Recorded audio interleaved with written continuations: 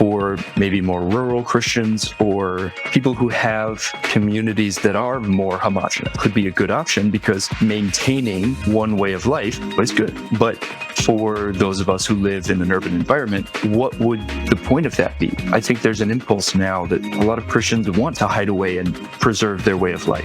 But the question I would have is, for this community in Detroit, which I've only heard a little about it, but why are they doing that? Is it to hide away, or is it to provide something for the rest of the city?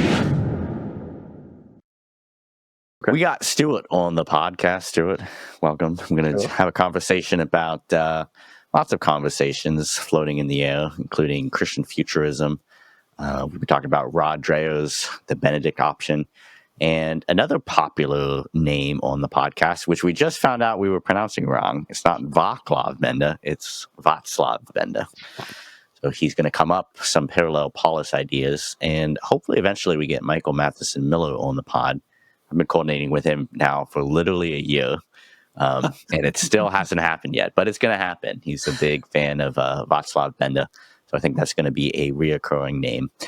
But as much as we've talked about it, I don't think we've actually really unpacked the parallel polis all that much. So maybe with this podcast, we can kind of dive into that particularly, and how that might present a little bit of an alternative to Dreher's The Benedict option. And then ultimately, with a emerging tech conversation that we like to have on this podcast, the question is, how does that relate to a Christian future? So that's generally the type of conversation we're hoping to have today. But as usual, however the conversation develops, we just let it go. So let's not stick to it. How you doing this evening, Stuart? I'm doing well. Thank you for having me. I appreciate it. Do you have snow in Minneapolis? Strangely, today, for the first time, we have not had any snow all year. It has been 30 to 50 degrees all year. And now, for the very first time, we got 5 inches. Oh, nice. Wow. Okay. Yeah. So here in Michigan, it's been the same. And it was great. I just remember looking out my window in the morning and I was like, oh my gosh, it's snowing. And it was piling up. But by the evening, it was all melted. So. Okay. Yeah. It's well, no snow here either. So. It hasn't snowed yet in Florida. Yeah, no snow in Florida, surprisingly. Wow. You know what's funny? This is actually probably our most ecumenical podcast to date. We got Protestant, Eastern Orthodox, and Catholic on the pod. All in one. So yeah. We are convening the ecumenical council. That's true. Vlad, when we had Vlad, I guess he was raised Orthodox, but he wasn't. That's true. Practicing, but and we also had both you and Matt, Brandon on the pod, so it was too heavy on the Catholic side. Oh, I get what you. Yeah. This is equal. Now we're equalized. Yes. Yeah. We got all 3 branches of Christianity. Well, actually, I think this is good because part of conversations I've been having on Twitter recently is relating to Christian Futurism. A big question is Christianity itself and Christendom, and kind of what does Christianity look like in the future, as we're hopefully working towards unification of some sort. So, did you guys watch the Putin interview, Tucker and Putin? Anybody? Not yet. I just seen all the clips. But. Okay, it's interesting. I think the first half, if you've heard anything, the first half was kind of boring because he just talks about the history of Russia. So a little too artistic for the Western mind.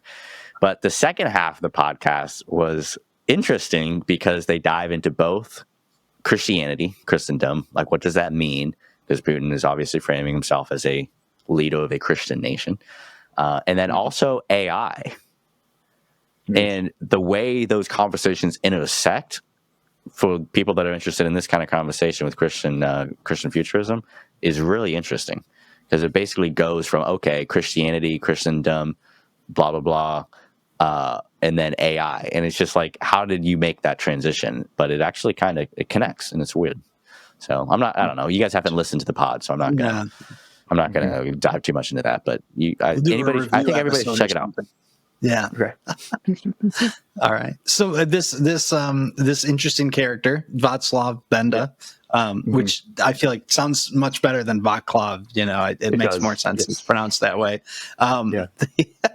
He, speaking of Russia, right? He was a dissident in the USSR. So I don't know. I mean, who is he? I've only heard that much. Yeah. Yep. So I'm far from an expert, but Vaclav Benda was a political activist in Czechoslovakia under the communist regime. One of the things in particular that was happening during that time was they tried this kind of reform in the Czechoslovakia, where they called it communism with a human face. And so it was kind of a ostensibly nicer version of communism. But where Benda really gets interesting is he uses that to his advantage. So he, in this concept of the parallel polis that he's very famous for, that has gotten popular because of Rod Dreher a little bit, he said that he tried to take that kind of messaging at its word. So, okay, we want to do communism with a human face. We want to be nicer. Okay, let's do it. And so what he wanted to do with the parallel polis was create parallel institutions alongside the ones that existed in order to humanize them, in order to give them that human face. So he, I think, rightly perceived that communist institutions were, if you've ever been to the Czech Republic in particular, but anywhere in former Soviet bloc countries, all of the horrible, soulless concrete buildings that they built everywhere in just terrible gray squares, there's nothing with a human face about that. And so his thinking is devoted to humanizing and bringing kind of a moral component alongside what was happening. And so as long as he and everybody he was working with had that kind of language being given to them from the government, they had something to work with. And a lot of what Connor and I have talked about this is where this kind of idea diverges with the Benedict option. So there's a chapter in the Benedict option. Roger goes to Vaclav Benda's house, actually, and he talks a bit about that. But the kind of caricature or the kind of pop version of the Benedict option among a lot of both Catholic and even evangelical Christians has been like an escapism.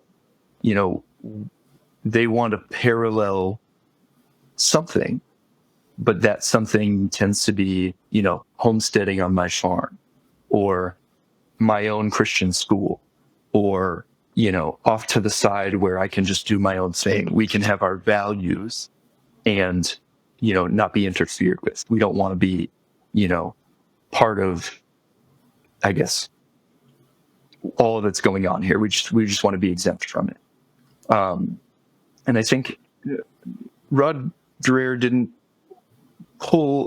lean on Benda too much, like theoretically, but where I think Benda is a lot more helpful is he did two things, and he says this at the beginning of his essay about the parallel polis, that they were very successful in getting lots of different people from lots of different political persuasions to work together, and that the parallel institutions that they were working to build were intended to prop up the ones that already existed. So, for instance, you can think of increased standardized testing and curricula in schools removes the kind of one-on-one interaction that you might have with a student, and it makes it more standardized, formalized, and mechanized.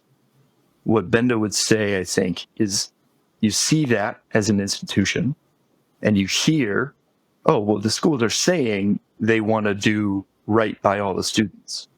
Let's create something parallel that can provide that element so that they can lean on it, and what they say they want is actually achieved. Whereas it tends to be with kind of the Pop Benedict option, that the parallel is actually an excuse to run away, to hide, to, we have our own Christian school. We don't like what goes on in the public schools, so we have our own Christian school. There's plenty of good reasons to do that too, but it's, as Christians think about what to do in the future, I think it's very, it's sketchy to me to just have one option. And so this is something Connor and I have talked about as well. For urban Christians who don't have, the ability to have a community that is kind of,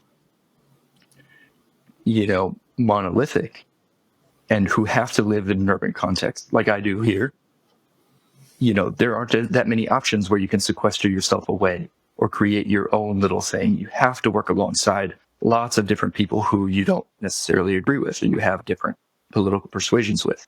And so one of the things I'm very passionate about is finding options for urban Christians who need to know what to do, as they see the world, do things that feels topsy-turvy. And even like beyond that, like I feel like there's an amount of question. I mean, when I look at the future, like, okay, we kind of have to, like you say, have more than one option if we're going to game plan. Maybe it's the Benedict option where we pull away from society, but maybe it could be something of this parallel polis idea where we actually build institutions within society that then improve it from the inside. Like even beyond that, though, I feel like I could be wrong, but I feel like the Benedict option is just a not fully fleshed out idea. And it might even have been that because Benedict Dreher does engage with Benda. Am I right about this? I don't think there was actually an English translation of most of Benda's ideas when Dreher was writing the Benedict option. So I don't even think he even fully got the idea given to him, in a way that he was unable to translate when he was writing the Benedict option. I think maybe there was some like mistranslation there as far as what the parallel polis idea could really look like. Well, I don't know that he even read. I mean, even if there was an English translation, I don't know that he even read Benda all that seriously as kind of his inspiration. I think he had already formed a lot of what he was thinking, and then kind of heard that. This is just my impression. I don't know, but kind of heard that Benda had used the phrase parallel polis. Went to his house. It doesn't form a big factor in the book Benedict option, but it's it's there and present. But as far as the ideas go, I don't think there's actually much overlap, and I don't think Dreher was trying to build on Benda. I was always curious about that because it sounded like he was to me, but hey, I haven't read the Benedict option. Yes. I admit I have read the Parallel Polis essay. It's fairly short. It's a good read. So I am curious if you, and obviously these would be your opinions here, right? You're posing the Parallel Polis idea as like a lesser option to the Benedict option. Like you said, hey, for people who aren't able to do this, we need to do something for them. I don't know, like would it, and sorry, there's a particular example that comes to mind, in Detroit here. There's the Latin Mass community, there in the traditional church that they all go to. I don't know who brought the idea forward, but they were going to buy up like this whole neighborhood or this property, and they're going to build houses and have a neighborhood, right? And like is that the preferable option, or is like how? I don't know. I'm skeptical on the parallel polis now, right? Are you saying it's preferable to have these monolithic areas that you could live in, or is it better to engage the wider community? And obviously, maybe it's sometimes, but I don't know. What are your thoughts on that? I'd say it's a sometimes, definitely. Okay. But it's just kind of like an annoying third way position. But I think the question is, what's it for? Why would a Benedict option community hide away? And I don't think Dreher is actually saying you should all hide away and whatever. but the kind of pop version of it is, let's all go do, homesteading on a farm, or let's da-da-da-da-da. Is that to preserve the integrity of the community as it stands and their way of life as it stands? I think that there are dangers in that, and there are positives, and it has to be balanced based on the situation. And for maybe more rural Christians, or people who have communities that are more homogenous, that could be a good option, because maintaining one way of life is good. But for those of us who live in an urban environment, what would the point of that be? I think I think there's an impulse now that a lot of Christians want to hide away and preserve their way of life. But the question I would have is, for this community in Detroit, which I've only heard a little about it, but why are they doing that? Is it to hide away, or is it to provide something for the rest of the city? And I don't know their motivations, but that's what Benda is kind of aimed at, is he says, okay, communism with a human face. Well, where's the human face? Let's provide it. And as long as they want to be, as long as the communist government wants to be committed to this idea, they can't really oppose us. Though, of course, eventually they did.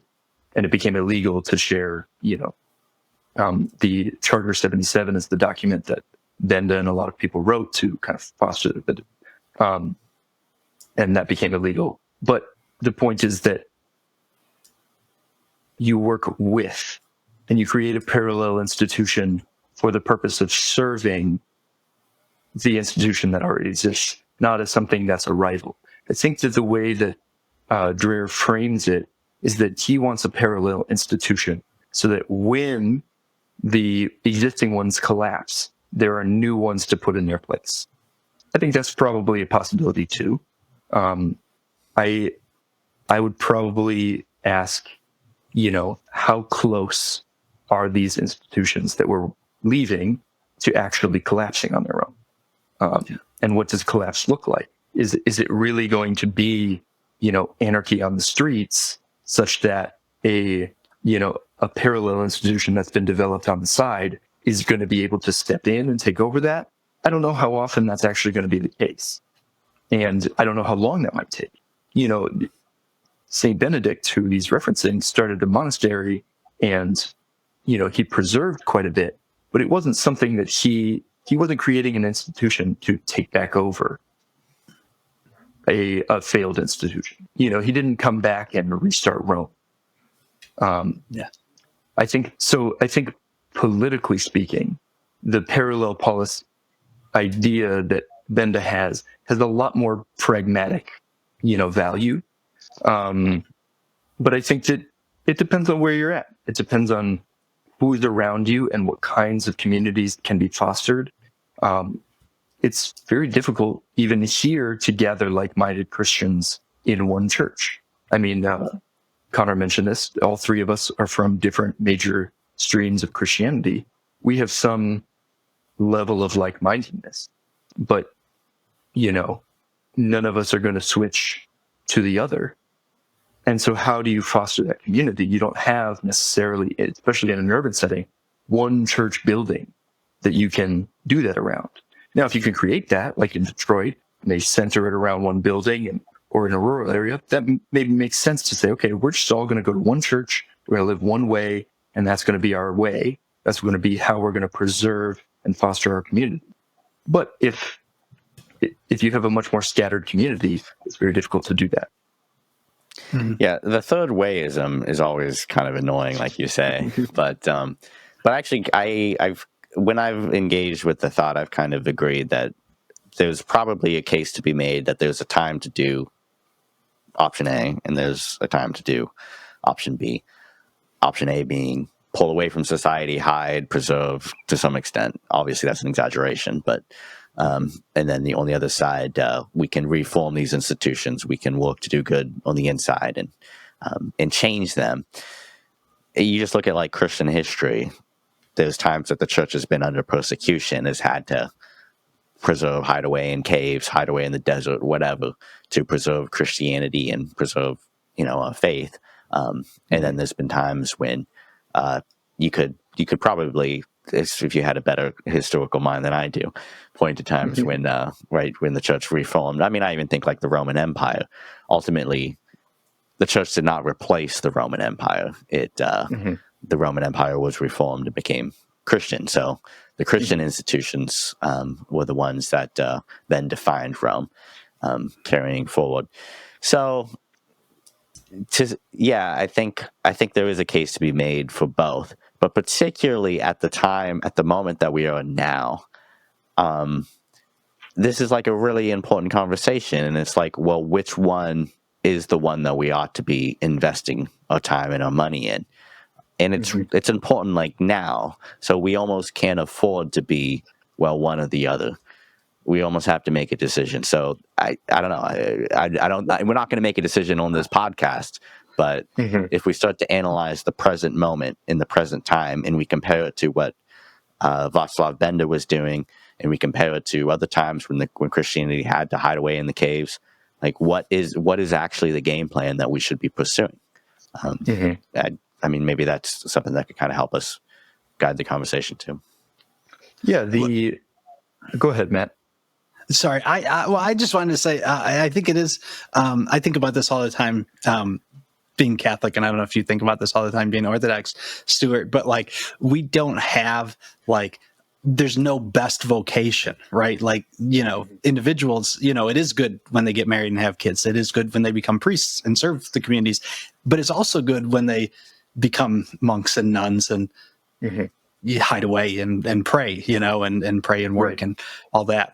So I don't know. I will say, I agree with you, right? Maybe we need, okay, for us lay people, what are we going to do? Right. But it is good that people are doing different things. It's fun that people are doing different things. Also, just to add to this, I am curious. Stuart, you kept saying, the Pop Benedict option, and I guess I don't know enough about the Benedict option to know what's the non-Pop, what's the true Benedict option, and then maybe how is that different? And also, though, I don't.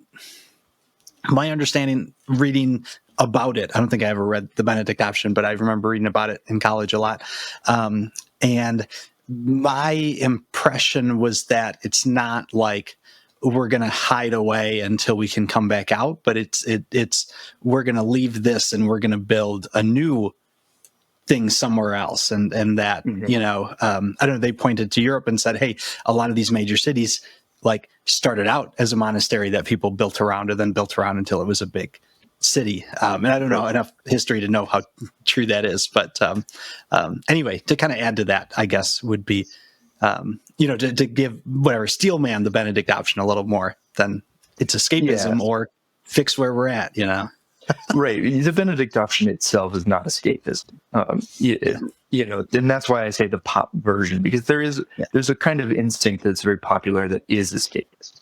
And it's looking around at a very difficult situation that's facing Christians and thinking, well, wouldn't it be great if I could just go somewhere and forget all this? And it's a very common caricature of the Benedict option. And so I'd say the Pop Benedict option to kind of differentiate. Rod's book is, it's quite a bit more sophisticated than that. And I think it's what I was saying earlier. He recommends us going out away from society for a time to preserve what's there, and then having a parallel institution that can then serve the function after there's a collapse. And I think a lot of people are not thinking even that far ahead. They're just thinking, well, I'd really like to go somewhere where I didn't have to think about all this stuff. And that's really what I don't think has any place in Christian strategy for the future. I think the Benedict option proper does. But again, where are it's obviously very hard to predict the future, but where are the institutions going to collapse where we will need parallels, something to step in?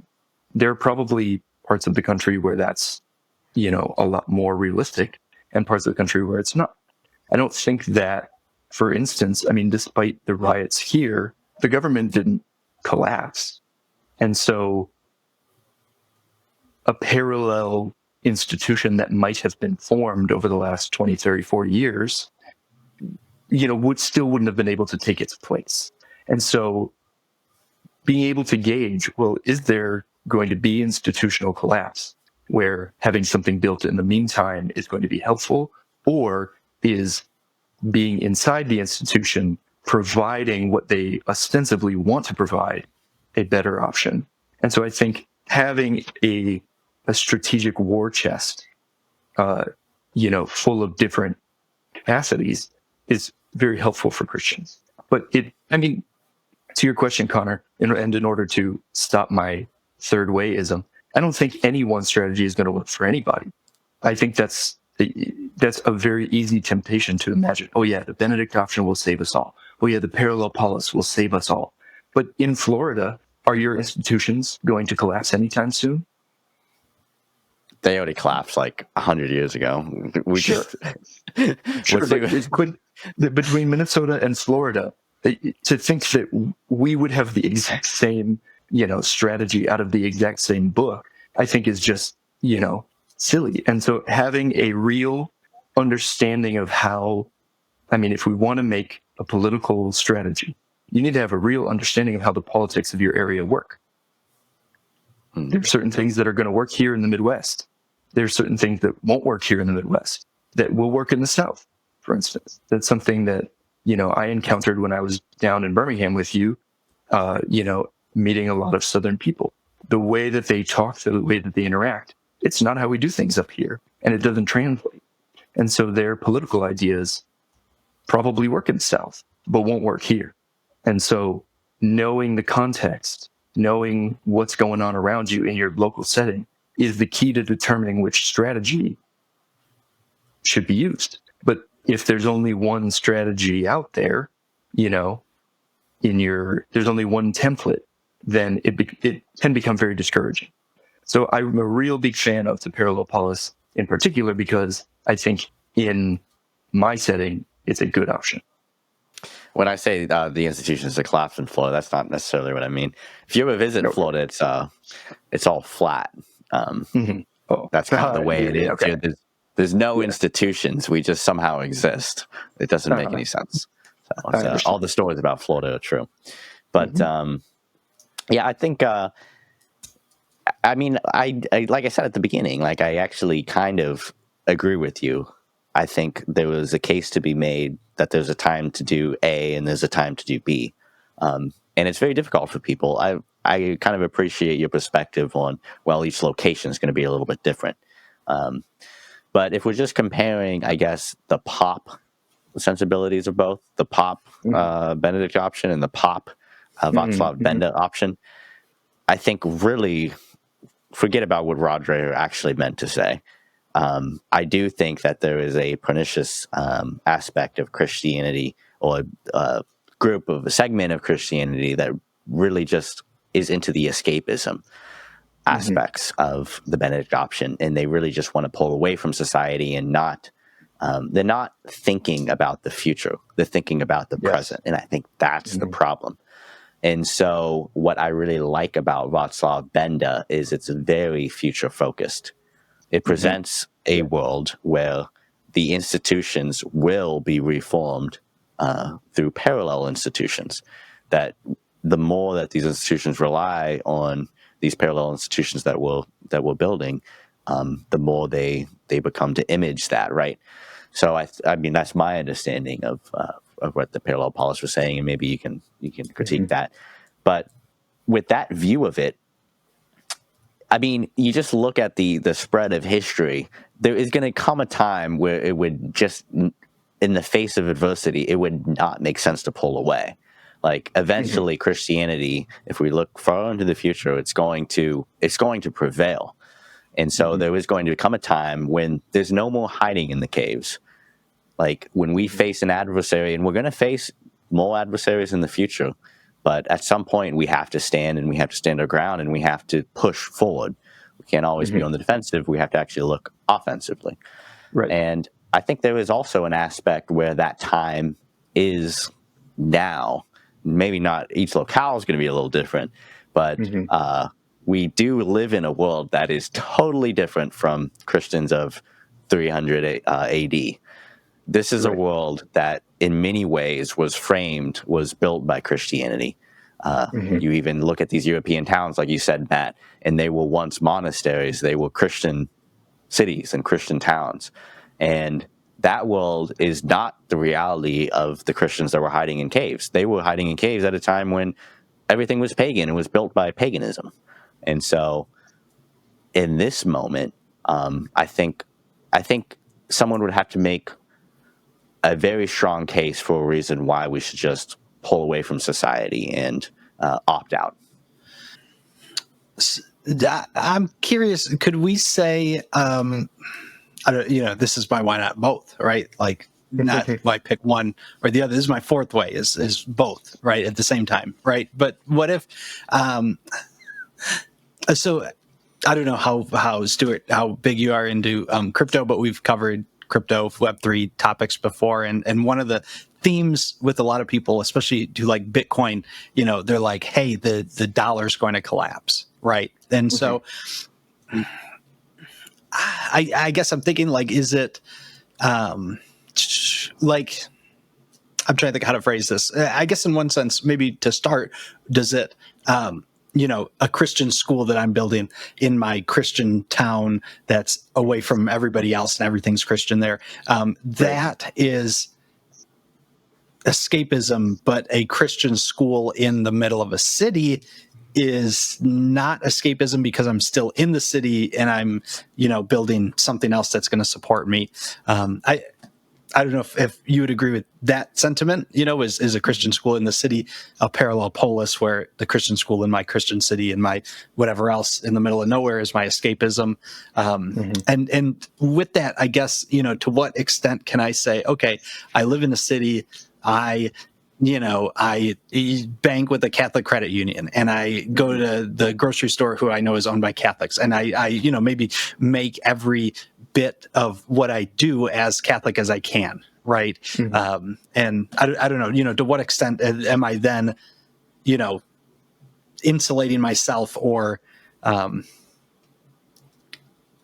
escaping. Yeah, I understand. I think your question, the biggest thing, I would go back to what Connor said about focusing on the future. Escapism is hiding from the future. That's what's pernicious about it. It's, well, I don't want to deal with anything that's coming. I don't want to deal with any change. I want everything to just stay the same. I want to hide out and so I think the purpose of the good, the fully nuanced Steelman's Benedict option is to take what's good, sequester it away where it can't be hurt, grow it, and then bring it back. It's the preserving that they're aiming at, right?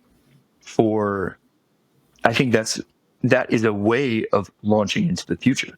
It's saying, well, okay, let's store up goods. It's a lot like Joseph, right? We're going to have 7 prosperous years. Let's store up goods, because eventually we're going to have 7 lean years and we're going to need that to get us through. I think that's kind of the best way that the Benedict option works, is we're focused on the future. What's going to happen? We're going to have more lean years and we got to take what good we have, silo it away, and then we'll be able to get through. Or, when things get really bad, we can come back with it and, give it out to people. I think the parallel polis, I guess the pernicious version of it would be to do, very little of anything. To say, I'm doing a parallel where I work with people, but it really doesn't, there's nothing really parallel. There's nothing really, there's no trying to bond people together in a way that they, hadn't considered before. And so for the parallel polis, you have to look at the future in the same way. What is the purpose of providing what the government ostensibly provides, but doesn't actually? When the government and its institutions dehumanize, what would it mean to create a parallel institution that provides that humanization? That's something that will unite a lot of people, that kind of moral commitment. One of the things that's really remarkable about Benda and who later became the prime minister of the Czech Republic, Václav Havel. They were very close friends. When they were working on Charter 77, they had all kinds of different people working together, breathing the same air, where they had Trotskyists who hated the communist regime. They had Catholics who hated the communist regime. Everybody was saying, we don't like this. This is dehumanizing. But there wasn't any they weren't organized around an ideology. They came together and said, we need to find a way to get in here and rehumanize what's going on. We can't live in such a dehumanizing situation. We can't allow the communist regime to crush everybody's souls. We need a way in order to put air back into people's lungs. So if the Parallel Polis, I like it because there's lots of different people here. There's lots of different people in the city, and organizing it around an ideology is just going to be very difficult. And so taking what's good, you take what's good, okay, and then you want to sequester it. Let's say we try to do the good Benedict option here. Well, how are we going to agree on what's good? That's going to be very difficult. And so, maybe one option is spend a lot of time trying to convince a lot of people that something is good. But that takes a lot of time. What can be done in the meantime? And so to say, there is, the regime is dehumanizing. There's a lot of Vaclav Benda's work that I think is really poignant because it feels like that for people now. A lot of nobody's happy. There's people on the left, people on the right, people who are Christian, people who are not Christian, people who are, nobody is happy. Nobody is really, just jamming with how things are going. Everybody kind of has the sense that there's this kind of doom and gloom. Well, okay, so I can't take my neighbor who completely disagrees with me and say, well, okay, I'm not happy. You're not happy. What's going on? Is there a common reason that we can do something about that? Is there something that is happening to everybody?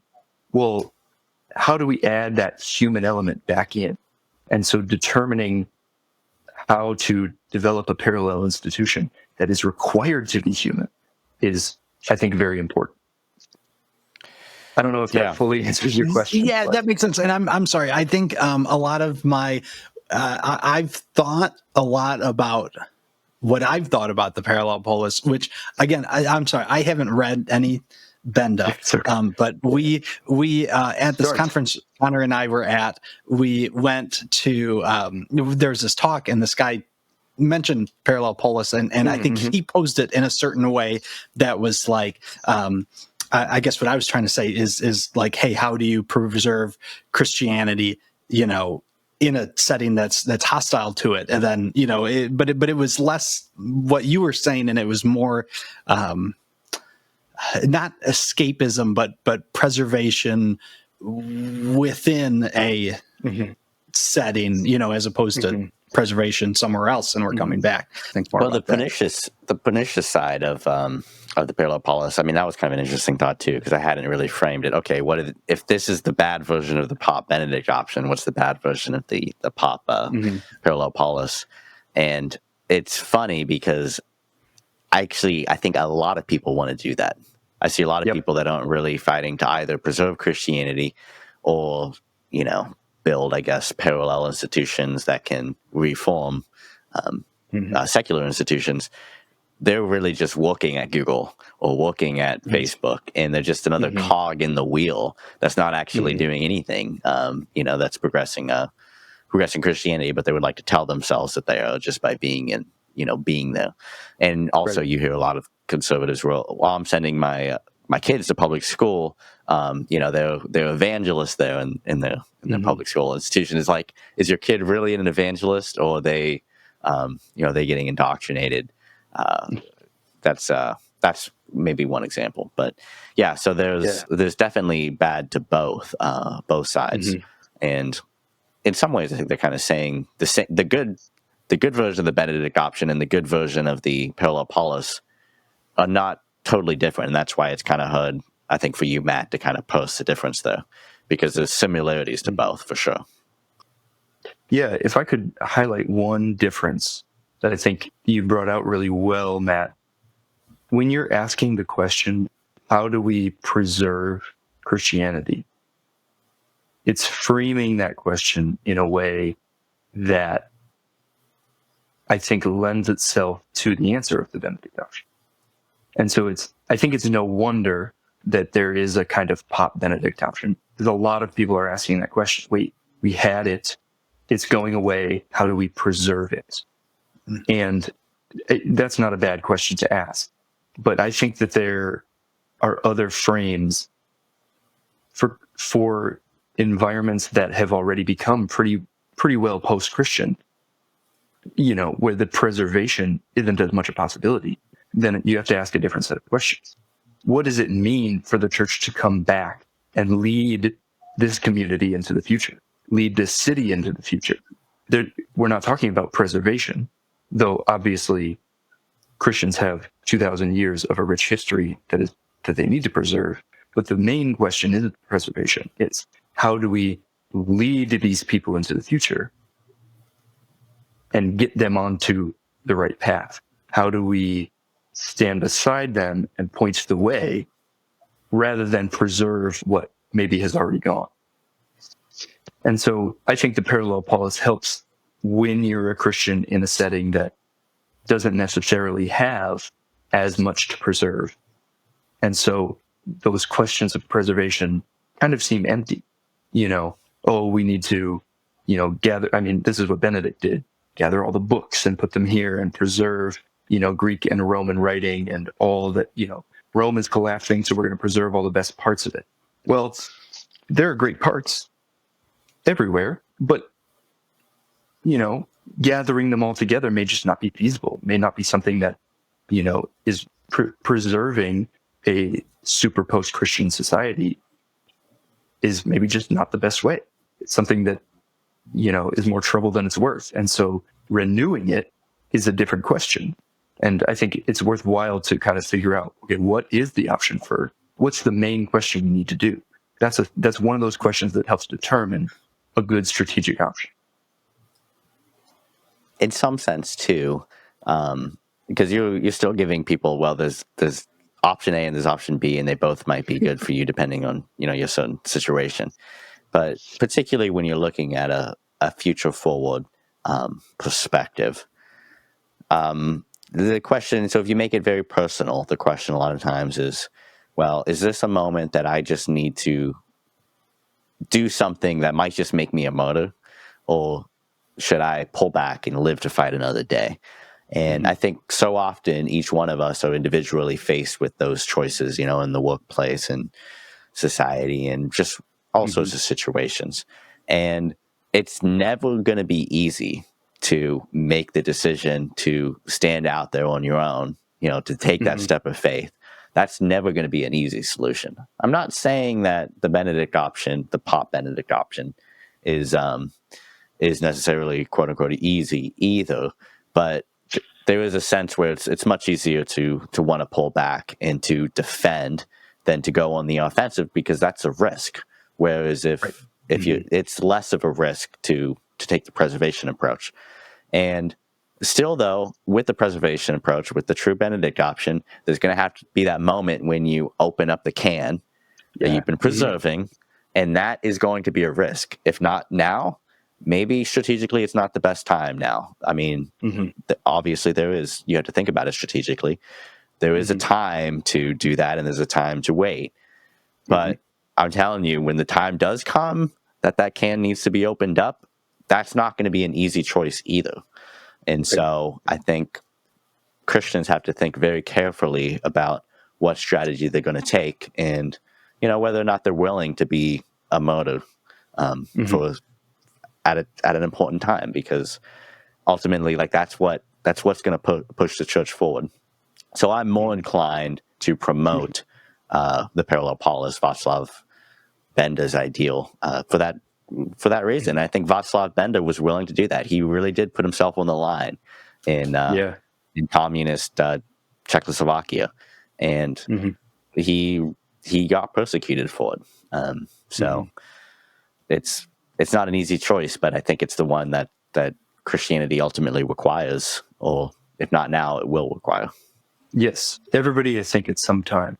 Don't hear my talking about options as, trying to, be so third way about everything. The reason that I'm talking about that is because Christian wisdom is timing. At one time, and I like to put it, it's everyday life, these kinds of decisions. Am I going to pull away? Am I going to press in? What am I going to do in the face of all these situations? Just me personally, not just a community of people, but me personally. There are going to be times when I need to stand up and fight and say, no, I can't let you do this. I can't let you harm me, my family, this institution, and make a moral decision that requires some backbone. There are going to be times when pulling away is the smart move. There are going to be times when, neither one of those binaries is the important thing. The important thing to learn is timing. When is the right time to do that? When is the right time to, and as you get older, as you grow more mature as a Christian, you learn those timings. You learn, 7 years of plenty, 7 years of famine. That's the kind of timing and sequence that Joseph can learn. He got it from a dream, but also, there are cycles of 7 that happen. And so to learn the kind of timings and the movings of things, how to interact with people. The book of Proverbs is full of this kind of thing. I think I was just reading, no one should go to war without first consulting, all of his advisors. So, if you don't have advisors, if you haven't consulted all the people around you, going to war isn't a good idea. It's right there, but you have to learn that timing, because sometimes you do have to go alone because no one will stand by you and it's the right thing to do. But learning, this is how I should do things. This is the timing. This kind of interaction with people works, doesn't work. This is a context where I'm not trying to hedge bets and say as little as possible or make it as bland as possible. I'm trying to say that you can't account for every context. You can't account for, what might work for me won't work for you in Florida, won't work for you in Michigan. And or it might work, but I'm not in Michigan, so I don't know. I'm not in Florida, and my one experience in Florida didn't give me a good, idea of what it's like. So I don't know. But I do know here because I've been here a long time. No, I think that's great. And this is really the conversation that what we've been having on the podcast for a while, and particularly in this EAC space that I've gotten myself into. And we briefly explained it on the podcast, so I think it's safe to bring it up without having to dive into that. But that really is the question. The question right now is, what are we going to do? What do we need to do? And people are really up in arms about it on both sides. I've legitimately lost Twitter friends who are mad at some of the takes or opinions that I've been putting out recently, because they are more inclined to think that there needs to be this preservation, this monasticism, whatever you want to call it, happening, and maybe I'm encouraging a little bit of a little more progressive approach to the future. And so it's a very big conversation. I don't think we've done enough justice on this episode of the podcast alone, but at least we can broach the conversation and start getting people thinking about, some of these ideas with Benda and with Dreher and with literally everybody else there in the conversation. There's millions of them. So this is just one piece of the conversation. But Stuart, why don't you tell us where people might be able to engage some more with some of these thoughts? And usually this is the opportunity we give people on the podcast to shill their projects. So I know you don't really have anything out there yet, but you're working on something of a thesis. So maybe you can give us a little insight there, maybe where people might be able to find that in the future. Or I'll leave this, whatever you want to share here, you're free to go. I will just shill Vaclav Benda's book for him, since he can't do it for himself. The night The Long Night of the Watchman, it's here next to me, is his book, which has all his essays in English. That's a great read because it covers a lot of different topics. I have nothing to shill for myself, so I'll leave you with that. And I think everybody would be benefited by reading and really feeling that this guy has gone through something politically, I think, very similar to what many people are going through. Full agree there. It's a great book. I haven't finished all the essays, but I do have a copy of it. And the Parallel Polis essay in particular, it's not too long, and it's a very great read. So yeah, if you guys have any other questions for Stuart, questions about Benda, any other comments, please leave them in the YouTube comments, and we'll try to address them or get back to you on them if it's a question. But otherwise, hope you guys are having a great one, and join us on the next podcast. See ya. Thank you, guys.